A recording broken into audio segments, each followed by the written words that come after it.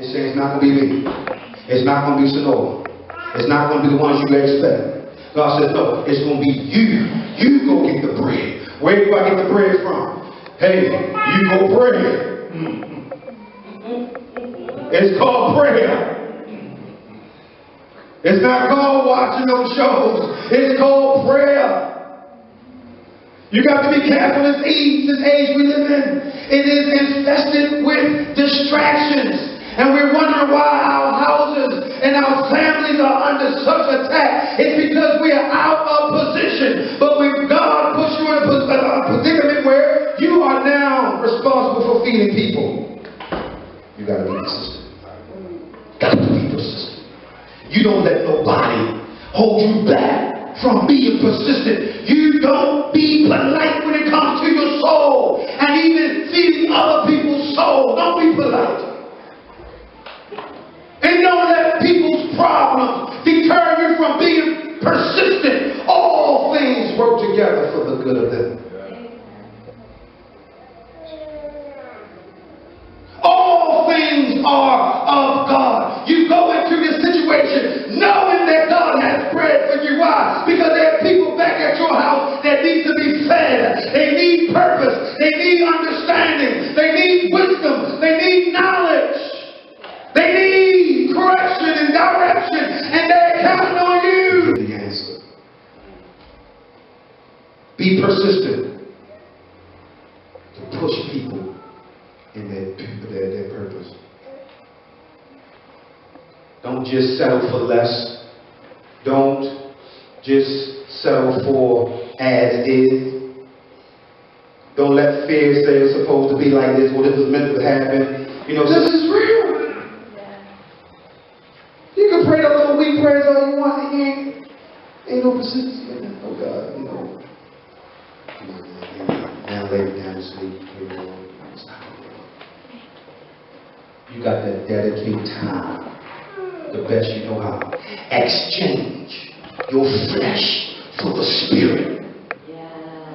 Why? Because the flesh is weak. That's not going to produce any results. But when you exchange your flesh for the spirit, oh my God, you're doing ministry now.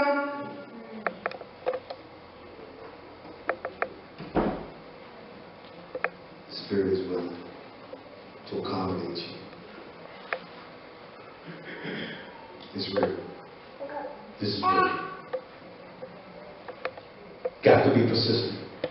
You think that God was worried about that man being a family man? His main concern was getting 3 loaves to feed the guys who were on a journey. Hallelujah.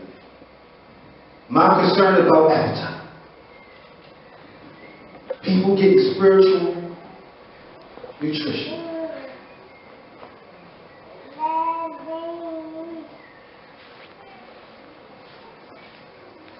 And sometimes you gotta be persistent like Moses. Jethro. Tending the flocks, doing the ministry of Jethro, until suddenly he saw a sight. Moses was introduced to purpose for curiosity. He was curious. What is that? And he said, I got to see what that sight is all about. He was persistent to climb that mountain. Not realizing purpose was introduced to him. Not realizing he was about to be in Pharaoh's house and all the jealousy from Ramses. It's now starting to make sense. I've been called to deliver a people, but it took me being persistent. I would not have known that I was chosen to be a deliverer unless I was persistent. And God is saying when you are persistent to pursue after Him, He will reveal and unfold all kinds of clear information. It will be clear. He will speak to you, even in the night season like He did with that guy. He knew He had to go get three, very specific, 3. Father, Son, Holy Spirit, 3 loaves of bread. That door opened. That friend wound up giving him as much bread as he needed. That's a friend. Let me tell you something. Jesus said, I don't call you servants, because the servant don't know what the Father has taught me.